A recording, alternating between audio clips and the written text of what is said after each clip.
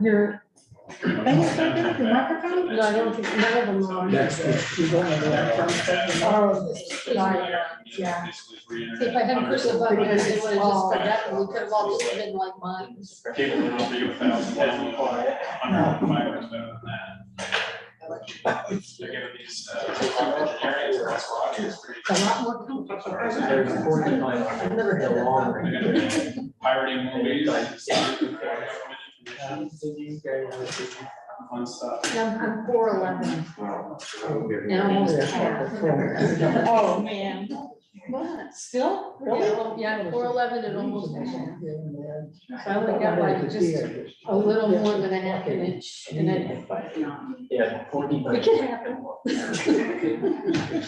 Positive attitude is important in life. It could happen. It could happen. Oh. Actually, now I'm in my late 60s, I think I'm shrinking.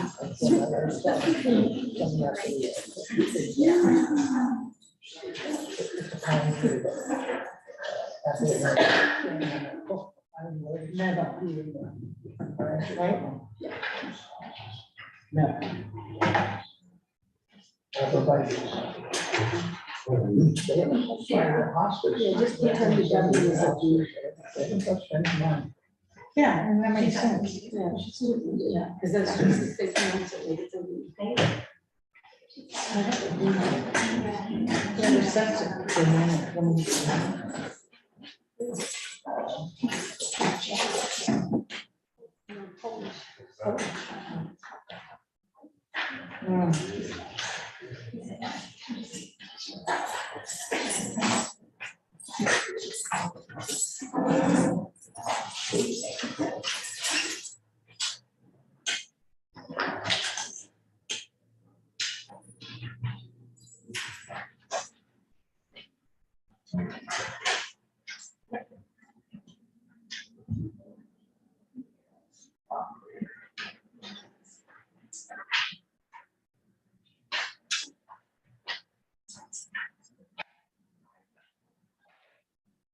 Just about a minute.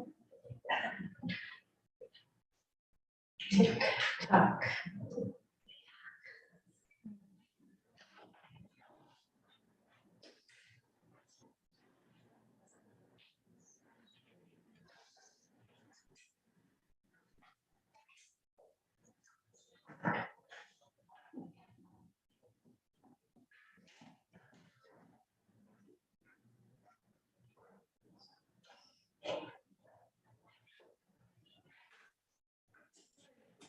Calling meeting to order at 6 p.m. Please rise to the pledge of allegiance.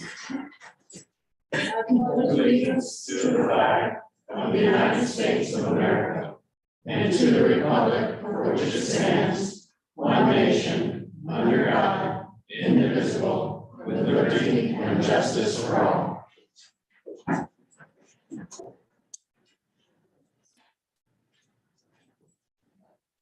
Approval of the treasurer's warrants, payroll warrants for August 4th and 11th, FY24, open for motion. Move to approve payroll warrants August 4 and 11 FY24. Second. Been moved and seconded. Any questions or discussion? Seeing none, all those in favor? Motion passes 5-0. Accounts payable warrants for August 8th, FY23, August 8th, FY24, August 15th, FY24, open for motion. Move to approve accounts payable warrants of August 8, FY23, August 8, FY24, and August 15, FY24. Second. Been moved and seconded. Any questions or discussion? Seeing none, all those in favor? Motion passes 5-0. Approval of the minutes for August 1, 2023. Open for motion. Madam Chairman, I have given Jackie 2 corrections to the minutes that I went ahead and wrote out. The second one, but the first one was to spell Sharman Valentine's name, Valentine, Valentine, in case you can't read my writing. I can read it.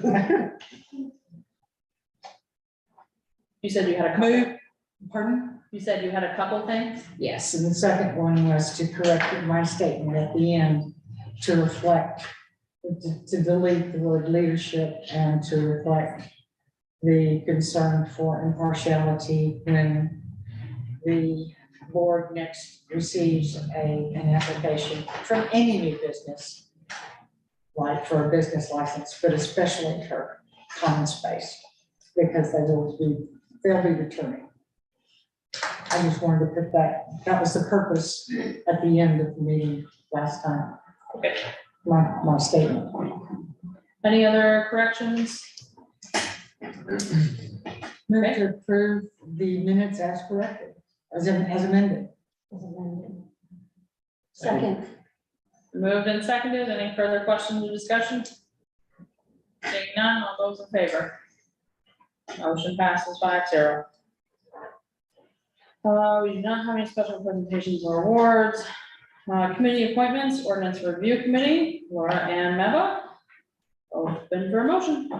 I move to approve Laura Meva for appointment to the ordinance review committee. Second. Then moved and seconded. Any questions or discussion? Seeing none, all those in favor? Motion passes 5-0. Legislative Policy Committee appointments. I know Pam has expressed interest in being our representative to this. Yeah, I've got 3 years experience with it.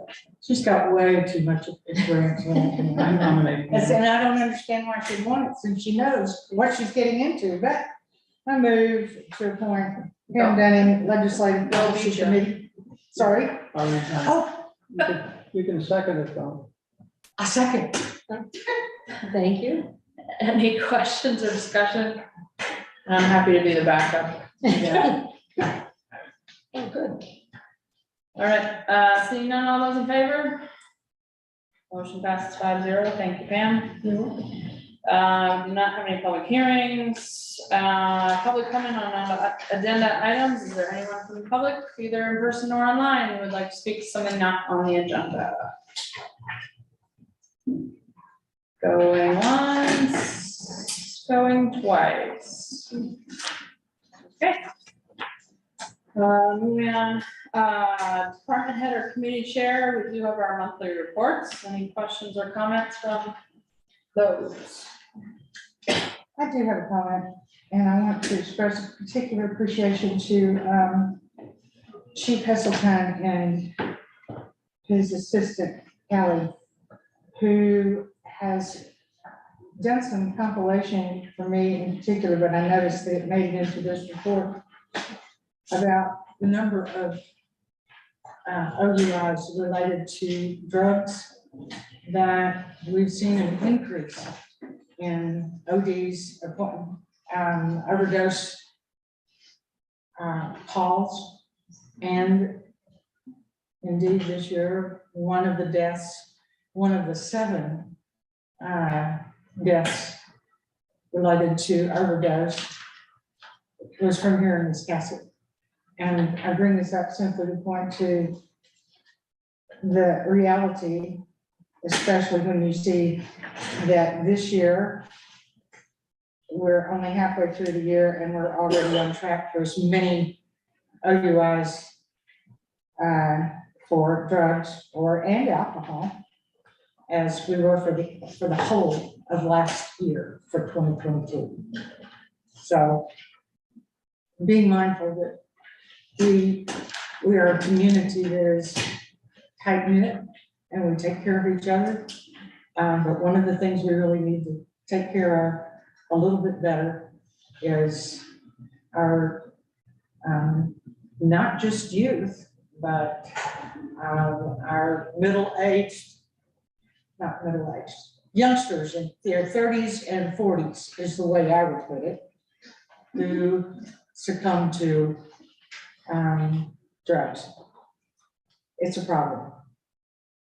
And I'm mindful that we need to address it in every way we possibly can.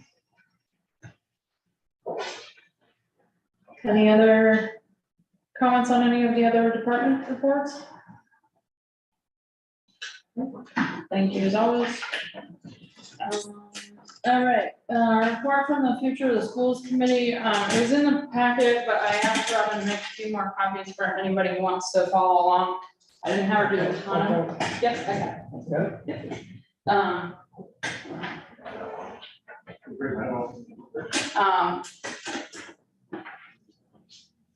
Anyway, I'm just gonna do a brief presentation on this as the liaison to the Future of the Schools Committee. So first, I just want to say thank you to the members. We've got a couple of them here tonight, particularly Kim and Jason and Terry. So thank you all for your help in putting this together, particularly Kim with getting actual budget numbers from the school into these spreadsheets. So as many of you know, one of the initial charges of this committee was to look at the question of what the financial consequence would be either way of tuitioning out grades 9 through 12. So this is our first report to the board that's answering that question. You will have a second report to the board in a little while on the rest of the question in terms of looking at all other options for expansion, consolidation, anything else that we put into that report. So what you've got in front of you are two similar tables. One is for the FY23 budget. The second one is for the FY24 budget. They are the same in terms of the columns. And so what you're looking at here shows in column B, this is the status quo budget. So these are real budget numbers. And Kim, please interrupt me if I say any of this wrong. Then column C is the approximation of the money saved or the difference in the money eliminating grades 9 through 12 in each of those categories. And you can see in column D, that's the narrative that goes with it. So explaining what that means, what that actual amount represents. And then column E is tuition and transportation for grades 9 through 12. So one thing to keep in mind is that we did our best to estimate what we think it would be. These are conservative numbers in terms of particularly for special education. That number could actually be much, much higher. So we've tried to put in a realistic number that we think it wouldn't be lower than that. In terms of costs, if you're actually going to be tuitioning out and transporting grades 9 through 12. And then the column F is the narrative that goes with each of those lines. So then in G, you've got the total cost of tuitioning out students in grades 9 through 12. And then in H, that's the difference, either increase or decrease for each of the cost center lines. So bottom line, so bottom right-hand corner, that's the increase we would see if we tuitioned out. So in FY23, the estimate is $559,000.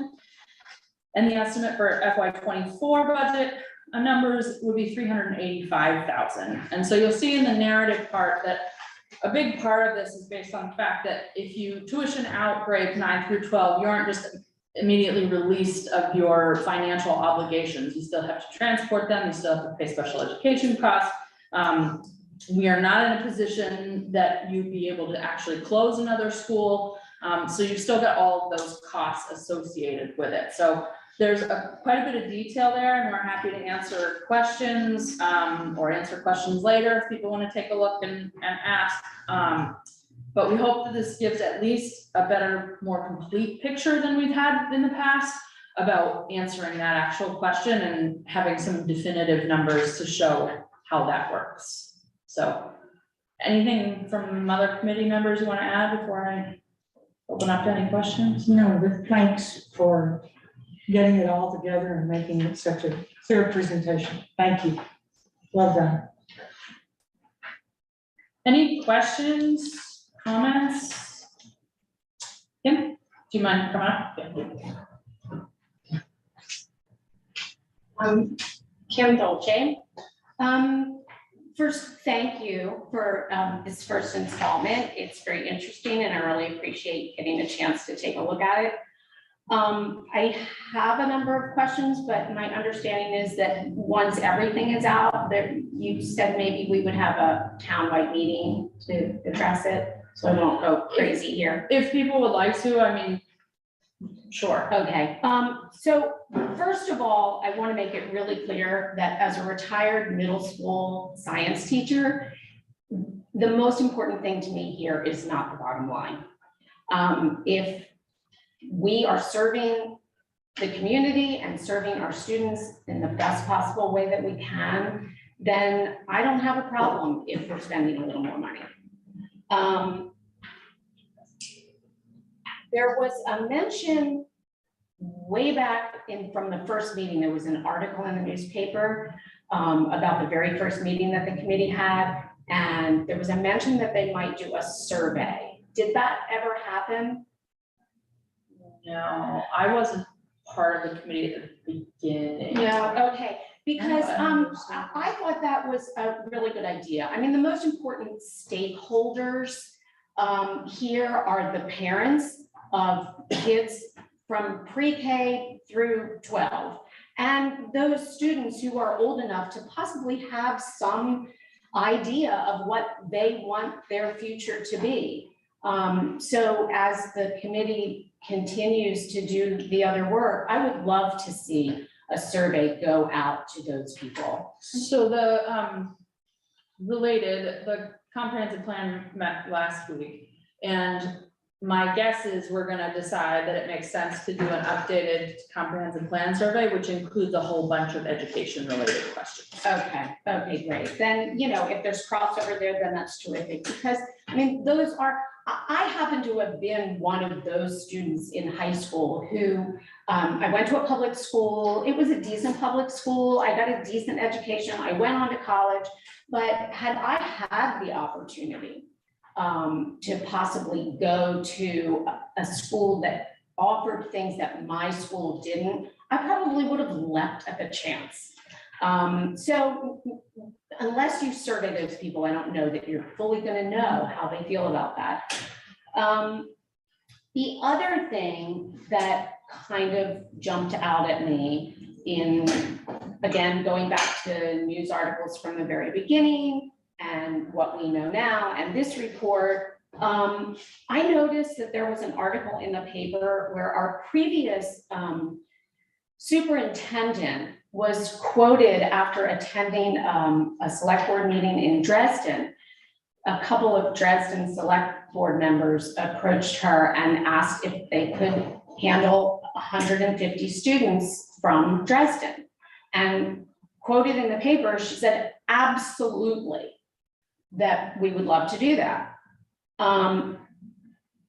So what I don't understand is if we could have handled an additional 150 students from Dresden, why there is simply just one statement in this whole report that states we cannot support pre-K through 8 in our high school, middle school, if kids are tuitioned out. So I personally would like to see the select board task the committee with flushing that out a little further. One sentence, if having to keep both schools open is the crux of your decision-making here, then flush it out a little more. Crunch numbers for that in the same way that you did for this, which is, really fabulous. And again, as far as I'm concerned, I'd rather spend more, to see a world-class, elementary, middle school, if that is what would serve the community well. It's not a matter of the money to me. But if that's the crux of the issue, flush it out rather than just give us one simple sentence that we can't. I think Kim can actually address some of that in terms of, Do I need to come up there? yeah, please. So, Thank you.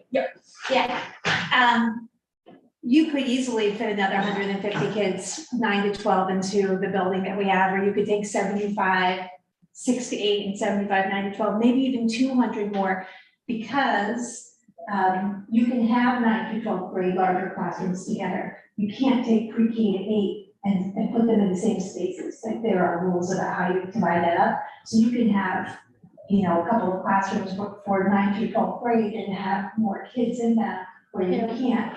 We can't hear you. Yeah, Yeah, you Yeah, can, sorry. you can have more 9th through 12th grade because they're closer together in grades. That's not the same thing as spreading pre-K to 8. You can't do pre-K to 8 in the same number of rooms that you can 9 to 12 because you're just not allowed. And it wouldn't make sense academically or developmentally. So that's why that is. Okay, thank you. Again, I would just really love to see it on paper. And I will say,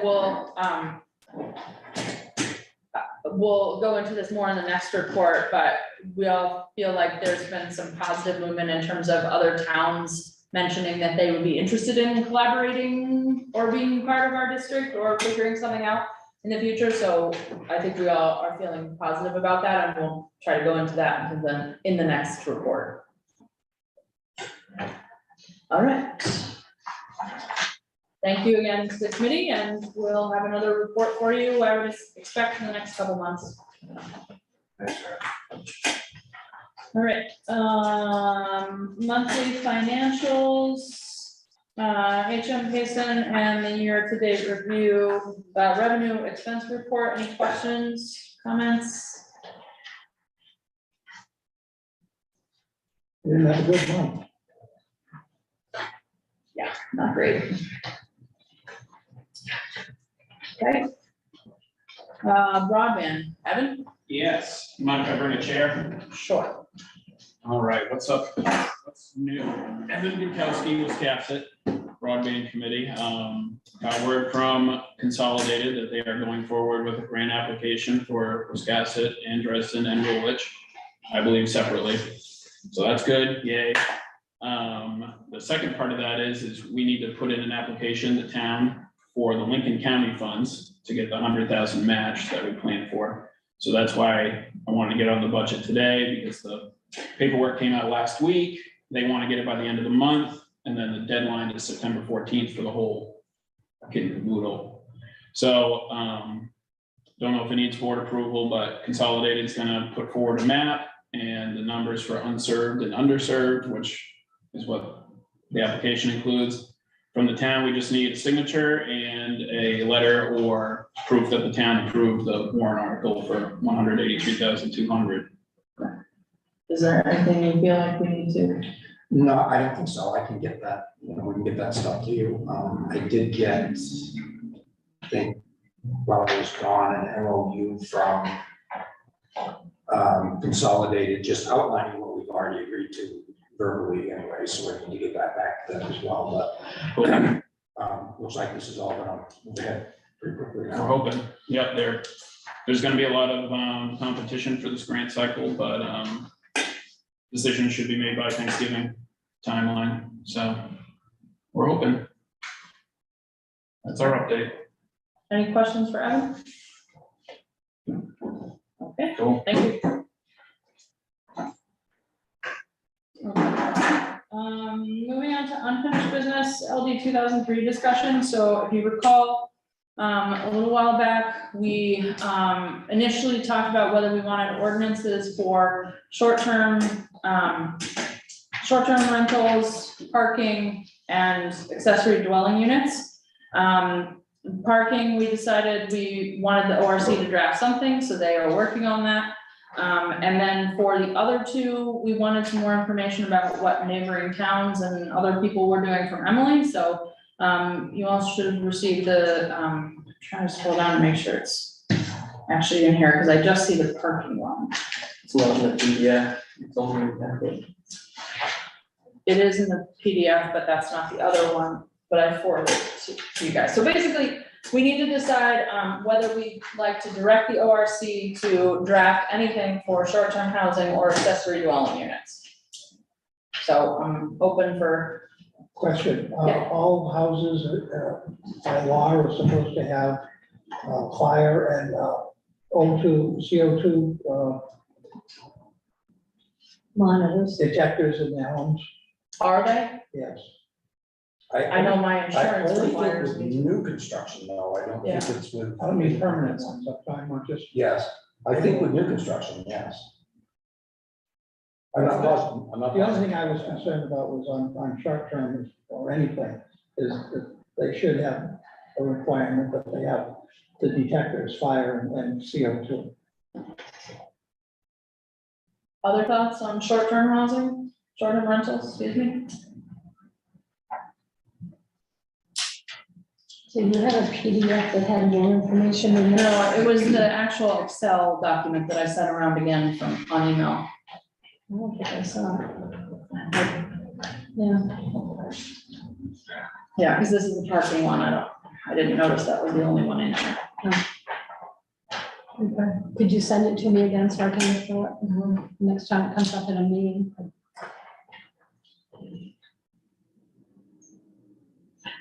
Any others? Kim?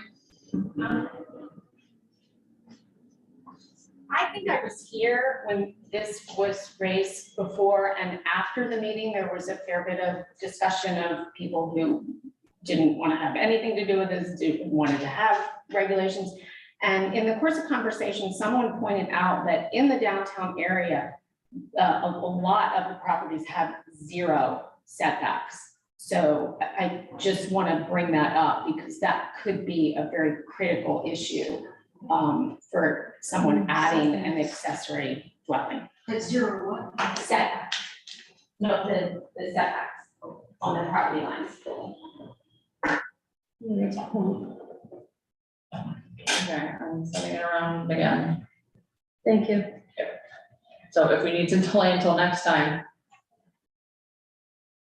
I have an Airbnb, that's why I'm not saying anything about short-term rentals. So, anyone have any thoughts on accessory dwelling units? And I think the only thing the ORC was looking for there was, do you want to regulate the size, is that? I think so, yeah. That was my understanding. You mean the Okay. number of rooms or the number of, The square foot. square footage, okay. Well, I guess if you wanted to limit it to a number of rooms, you could probably do that, but square footage of percent. I can't think of any reason to limit. And I read through so much of, and there was a whole lot more that you did send us, but it's not in the packet. Less is more. The fewer rules that we write until we get a little bit of experience, perhaps is the way to go. Making up a lot of rules on, how many square feet should be a maximum or a minimum in a second dwelling on a lot. You know, to some extent, there's got to be a little bit of common sense when people get to it out there, because some of this was for not just a second income, but for moving parents, you know, that hadn't been able to do before, because these were single family dwelling lots. So allowing the market to take care of what we're trying to do here, which is allow people to build on their own property, an accessory dwelling, another space, where at this point, there are rules against it, zoning against it, in order to increase density in town or density anywhere. I'm just thinking about different areas, not just downtown. I'm thinking about different properties on the side streets and out of the tent, not down here, but out on Old Bath Road where I live, and roads like that where, you know, how many, we already have in our ordinances that you have to have 1 acre per house on house lots, right?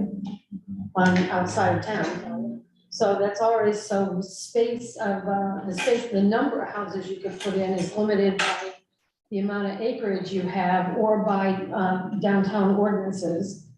I'm just thinking I'm trying to think of other things that have those types of guidelines are like what are they called?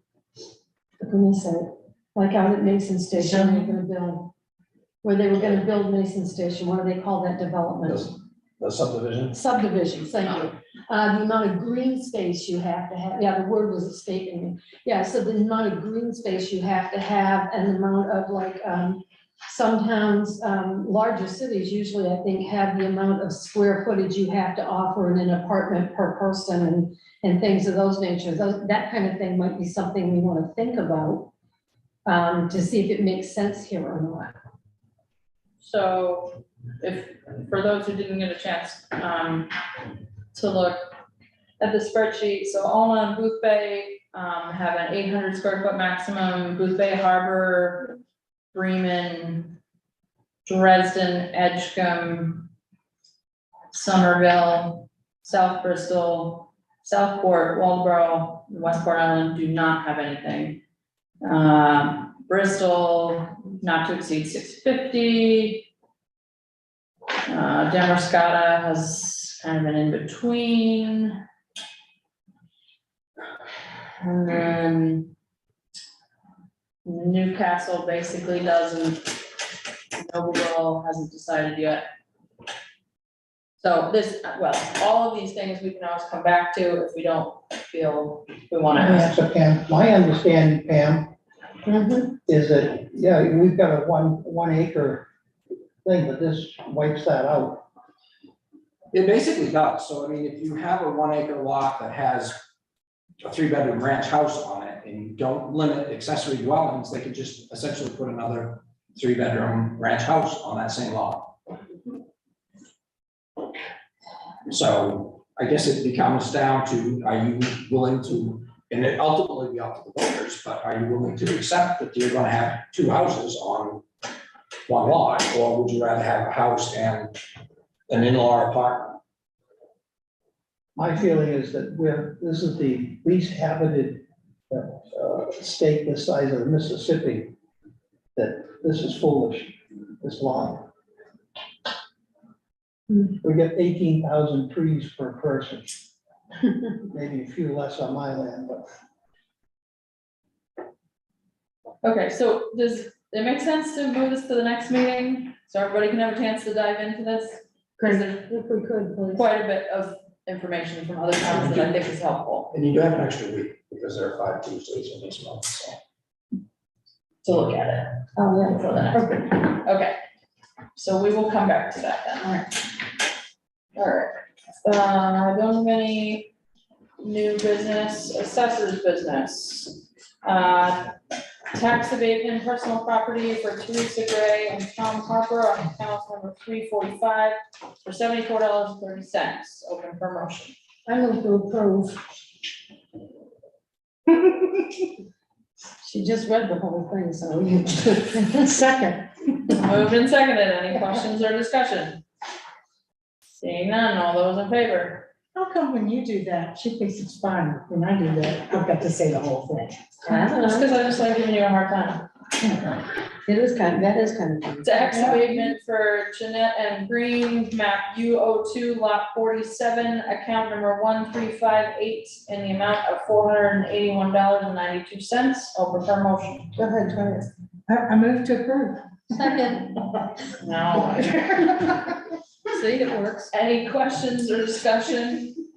Thank you. All those in favor? Did you read the amount again? $481.92. That not right? Yeah. That was right. Are you looking at the other one? I'm looking at green. What was the name? Yep. Green. Land value 181, building value 140, was the 400. Abatement will be recommended. $481. Yeah. Okay, wait on, all right, sorry. It's okay. All right, all those in favor? Motion passes 5-0. Approval of Central Maine Power Pole Permit Application for Old Town Road, work order 8010005630021. Open for motion. Motion made. And seconded. Okay. That's fun to pick on her too. Any questions or discussion? Seeing none, all those in favor? Motion passes 5-0. Town managers report. Good deal. So, well, it'll be brief because I wasn't here last week. I was at the Brownfields conference and so I'm just playing catch up from being gone all week. But at the last meeting, you didn't ask me to get together with Joe Betke on bringing the train to Wiscasset, and we've managed to pull that off. The train will be here August 26th, which is a Saturday. They are going to run an excursion schedule between Wiscasset and Bath, starting at 10 a.m. With 3 trips, one at 10 a.m., one at 12:20, and one at 2:40. So anybody that wants to take the train from here to Bath will have time to want to go visit friends or have lunch or dinner or do some shopping. We'll have time to do so and hit the train and come back at a later time. We are going to park it, at least for now, down in front of the sewer plant on Railroad Avenue. There's more parking down there and the ground's a little bit more level than it is down at the waterfront, but you'll be able to buy tickets online, the website. I think it's already in the paper, but we'll post it once we know it's up and running and you can get the tickets. It didn't get to me today. I was just looking to see if he's got it up and running because it's supposed to be up and running tonight. Anyways, you can get tickets online and the train leaves at 10, but it will be here at 9 for an hour. So if anybody that doesn't want to ride it, but does want to come down and take a look at it, can do that. It's just a single unit. It's one piece of equipment. It's not a car and an engine. It's just one unit. It's kind of cool. They ran it in Rockland last weekend for the Lobster Festival and they were very enthusiastic with the response that they got. So anyways, the information will be on our website. We'll send it around to make copies of it so everybody wants it. And as I said, you guys know I went to the Brownfields conference last weekend. That was good. I picked up some things on there that I think will help us with the Mason Station cleanup, some things that I need to know anyways. And I do have some material to forward to you guys once I get it, just some successful cleanups that some of the other communities around New England have done with Brownfield sites and what they've done with them and how they benefited the communities that they're in. There's a huge opportunity out there for us to do something really, really good with this town. So I'm pretty encouraged by that. Anything else? Okay. Any other board business? Okay, open for a motion. Moved and seconded, all those in favor? Motion passes 5-0, 6:35 p.m. Who did the motion first, Bill or Terry? Terry gets credit, Bill motion second. I don't get the extra points.